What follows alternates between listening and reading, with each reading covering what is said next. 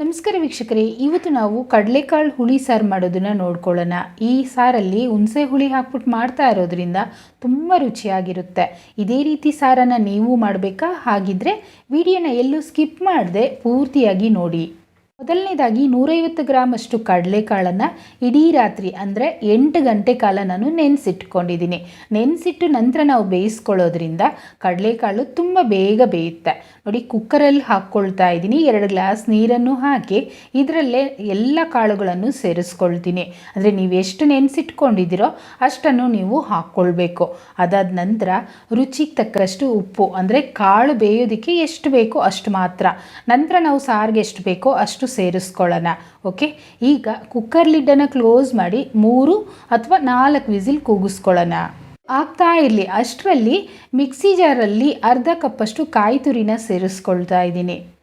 ಹಾಗೆಯೇ 1 ಈರುಳ್ಳಿನ ಸ್ವಲ್ಪ ಎಣ್ಣೆ ಹಾಕಿ ಫ್ರೈ ಮಾಡಿ ಹಾಕ್ಕೊಳ್ತಿದ್ದೀನಿ. ನಂತರ ಒಂದು ಚಿಕ್ಕ ನೆಲ್ಲಿಕಾಯಿ ಸೈಜಲ್ಲಿ ಹುಣಸೆ ಹುಳಿನ ಹಾಕ್ಕೊಳ್ತಾ ಇದ್ದೀನಿ. ನೋಡಿ, ಇಷ್ಟು ಹಾಕಿದ್ರೆ ಸಾಕಾಗುತ್ತೆ.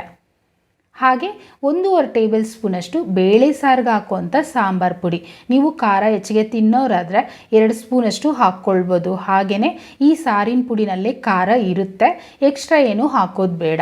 1/4 ಟೀ ಸ್ಪೂನಷ್ಟು ಅರಿಶಿನ, ಹಾಗೆ 1 ಹಿಡಿಯಷ್ಟು ಕೊತ್ತಂಬರಿ ಸೊಪ್ಪನ್ನು ಹಾಕಿ ನೀರು ಸೇರಿಸಿ ಎಷ್ಟು ನುಣ್ಣಗಾಗುತ್ತೋ ಅಷ್ಟು ನುಣ್ಣಗೆ ರುಬ್ಕೊಳ್ಳೋಣ.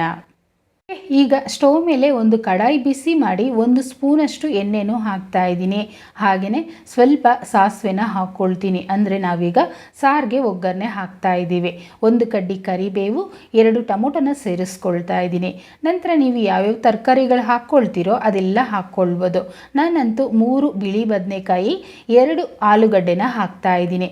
ನೀವು ಇದ್ರ ಜೊತೆಯಲ್ಲಿ ಬೀನ್ಸು, ನವಿಲುಕೋಸು, ಕಾಲಿಫ್ಲವರು ಈ ರೀತಿ ಎಲ್ಲ ತರಕಾರಿಗಳು ಸೇರಿಸಿ ಮಾಡ್ತೀನಿ ಅಂದರೂ ಮಾಡ್ಕೊಳ್ಬೋದು. ಇದನ್ನು ಎಣ್ಣೆಯಲ್ಲಿ 1-2 ನಿಮಿಷ ಚೆನ್ನಾಗಿ ಫ್ರೈ ಮಾಡ್ಕೊಳ್ಳೋಣ. ನಂತರ ನಾವು ಮಸಾಲೆ ರೆಡಿ ಮಾಡಿಟ್ಟಿದ್ದೀವಲ್ವ, ಅದನ್ನು ಈ ಜಾಗದಲ್ಲಿ ಸೇರಿಸ್ಕೊಳ್ತೀನಿ. ಸೇರಿಸಿದ ನಂತರ ಒಂದ್ಸಲ ಮಿಕ್ಸ್ ಮಾಡಿ ಚೆಕ್ ಮಾಡ್ಕೊಂಡು ನಂತರ ನೀರನ್ನು ಹಾಕ್ಕೊಳ್ಳಿ. ಅಂದರೆ ನಾವು ಕಡಲೆಕಾಳು ಬೇಯಿಸುವಾಗ ನೀರಿರುತ್ತಲ್ವ, ಅದನ್ನು ಸೇರಿಸ್ಬೇಕಾಗುತ್ತೆ. ಅದರಿಂದ ನಾನು ಒಂದು ಅರ್ಧ ಗ್ಲಾಸಷ್ಟು ಮಾತ್ರ ನೀರನ್ನು ಹಾಕ್ಕೊಳ್ತೀನಿ. ಇದು ಬೇಯ್ತಾ ಇಲ್ಲಿ ಅಷ್ಟರಲ್ಲಿ ಕಾಳುಗಳು ಬೆಂದಿದೆಯಾ ಅಂತ ಚೆಕ್ ಮಾಡ್ಕೊಳ್ಳೋಣ. ನೋಡಿ, ಈ ರೀತಿ ತುಂಬ ಸಾಫ್ಟಾಗಿ ಬೆಂದಿದೆ. ಮೆತ್ತಗೆ ಬೇಯಿಸ್ಕೊಂಡ್ಬಿಟ್ರೆ ವಯಸ್ಸಾಗಿರೋರು, ಮಕ್ಕಳು ಸಹ ತುಂಬ ಇಷ್ಟಪಟ್ಟು ತಿಂತಾರೆ. ಈ ನೀರಿನ ಸಮೇತ ನಾನು ಸಾರಲ್ಲಿ ಹಾಕ್ಕೊಳ್ತೀನಿ. ನೀವು ಬೇಯಿಸೋವಾಗ ಏನಾದರೂ ನೀರು ಕಡಿಮೆ ಬಂತು ಅಂದರೆ ಎಕ್ಸ್ಟ್ರಾ ನೀರನ್ನು ಆ್ಯಡ್ ಮಾಡ್ಕೊಳ್ಬೋದು. ಈಗ ಮಿಕ್ಸ್ ಮಾಡಿ ನೋಡ್ಕೊಳ್ಳಿ. ಅಂದರೆ ತರಕಾರಿ ಬೇಯಬೇಕಲ್ವಾ, ಅದರಿಂದ ನಮಗೆ ಇಷ್ಟು ನೀರು ಬೇಕಾಗುತ್ತೆ. ನೀವು ಕುಕ್ಕರಲ್ಲಿ ಮಾಡೋದಾದರೆ ಇಷ್ಟೊಂದು ನೀರು ಹಾಕೋದಕ್ಕೆ ಹೋಗಬೇಡಿ. ಈಗ ಸಾರಿಗೆ ಎಷ್ಟು ಬೇಕೋ ಅಷ್ಟು ಉಪ್ಪನ್ನು ಹಾಕ್ಕೊಳ್ತೀನಿ. ಅಂದರೆ ಟೈಮ್ ಇಲ್ಲ ಕಡಾಯಲ್ಲಿ ಮಾಡೋದಕ್ಕೆ ಅಂದರೆ ಕುಕ್ಕರಲ್ಲಿ ಹಾಕಿ ಒಂದೇ 1 ವಿಸಿಲ್ ಕೂಗಿಸ್ಕೊಂಡ್ಬಿಟ್ರು ನಮಗೆ ಫಟಾಫಟ್ ಅಂತ ಸಾರು ರೆಡಿ ಆಗೋಗುತ್ತೆ. ಓಕೆ, ಈಗ ನಾನು ಲಿಡ್ಡನ್ನು ಕ್ಲೋಸ್ ಮಾಡಿ ಒಂದು 6 ಅಥವಾ 7 ನಿಮಿಷ ಬೇಯಿಸ್ಕೊಳ್ತೀನಿ. ನೋಡಿ, ಈಗ ಓಪನ್ ಮಾಡ್ತಾ ಇದ್ದೀನಿ. ಸಾರಂತೂ ಕೊತ ಅಂತ ಕುದೀತಾ ಇದೆ. ಘಮನೂ ಅಷ್ಟೇ ಚೆನ್ನಾಗಿ ಬರ್ತಾ ಇದೆ. ನಮಗೆ ತರಕಾರಿನೂ ಸಹ ಬೆಂದೋಯ್ತು. ತುಂಬ ರುಚಿಯಾಗಿರುತ್ತೆ ಫ್ರೆಂಡ್ಸ್. ಅದರಲ್ಲೂ ಹುಣಸೆ ರಸ ಹಾಕ್ಬಿಟ್ಟು ಮಾಡಿದ್ರೆ ಅಂತೂ ಎಷ್ಟು ರುಚಿಯಾಗಿರುತ್ತೆ ಅಂತೀರಾ.